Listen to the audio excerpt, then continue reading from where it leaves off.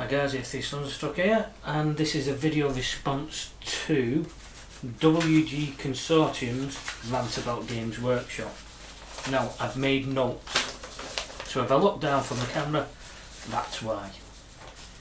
Right then, the first point I want to bring up is that I am an absolute, total and utter noob to the hobby. I've only been painting for about 12 months on and off. But for the beginning of that, I painted things of an historical track like these 95th rifles, being a Sharp fan. I know you can't see them very well because I've got a shite camera. But I've only been painting Games Workshop stuff for about 8 months. I'm happy with the product. I want to buy the product. I'm prepared and willing to either buy their product at the price they want to sell it, or to go online and get it from elsewhere and wait for it to be sent. One of the first points he brings up is that how impersonal Games Workshop is now. You know, back in the day, when they were just a small company and the company was really just starting, he makes the point that you could phone them up and they would answer any questions about rules, etc. over the phone. He did mention in his video that there was no emails back then, and I think this is part of the problem.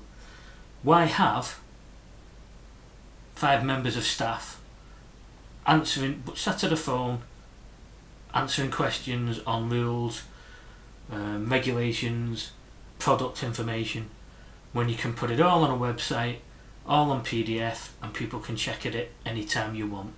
Unfortunately, my friend, I think that's just a sign of the time where people have just become impersonal. All companies are like that now. It's very rarely now you get a face-to-face interaction with people, apart from in the stores. And that's a whole separate issue, because we've all been there. Like I've said, I'm a newbie, but a couple of months ago I went in for a trial game at my local Games Workshop, and it was an hour slot, and I spent 25 minutes, 30 minutes playing the game and being taught the quick rules and regulations of it, and the rest of the time they tried to sell me things. You'll need dice, you'll need a rule book, you'll need a battalion, you'll need the Black Reach box set. Like I kept saying, I'm not here to buy anything because I don't ever want to play the game, but it was hard sell. But that's just the way of the world. You go into a shop, people are going to try and sell you things. That's the way it is. I did laugh about Games Workshop making him feel dirty, and I think that was a bit tongue-in-cheek. If it wasn't, however, again, you can't be blaming Games Workshop really for having. Just think about it this way: you've got a product. In this case, it is the miniature, what everybody needs to play Warhammer Fantasy or Warhammer 40k. We all need them to play the game. They know that, so they will charge whatever they can get away with. Like I say, I'm new to the hobby, but it strikes to me that hobbyists in general are partly to blame for the monster that is Games Workshop. For years and years and years, from what I'm seeing on the internet and looking at videos by all sorts of people, they bitch, they moan. The last round of price increases, everybody moaned, everybody bitched.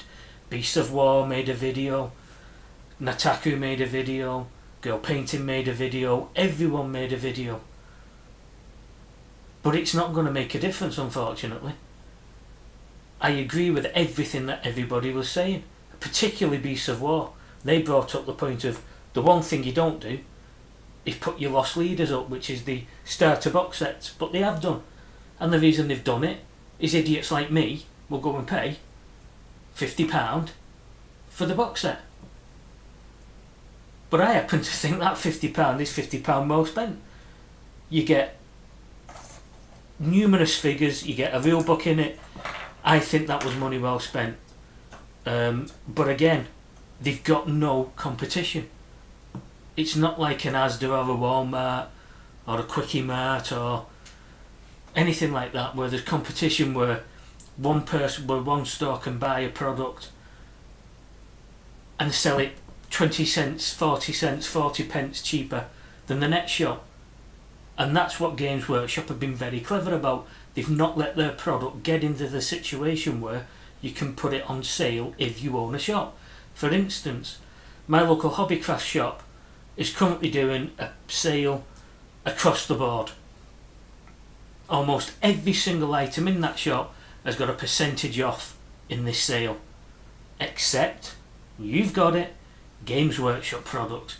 And that's because Games Workshop will say, you ain't selling them cheaper than us.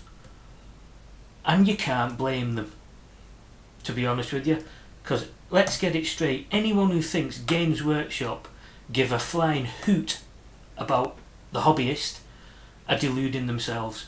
All they care about is making money, making the buck.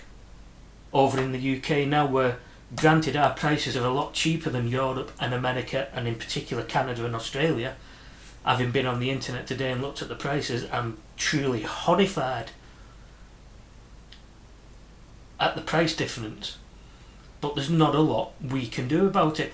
In fact, the only thing that you could do about it is if you're friends with someone on YouTube who lives in the UK and they're willing to do it for you, is if you send them the money for a product, they could buy it in the UK and probably ship it to you cheaper than you can buy it in your country. Maybe that's a way to go with it. Maybe that's to look at it. As a community, the folks in America and Canada and other parts of the world that are paying well over the odds that we're doing in the UK, maybe as a community in the UK, that's something we can do for them. Maybe we can help them out. Maybe we could say to them, mate, here you go, you want a box of Chaos Terminators, the whatever they are in the UK. In fact, I'll have a look at how much a box of Chaos Terminators are now in the UK, if you'll bear with me. Just coming up now.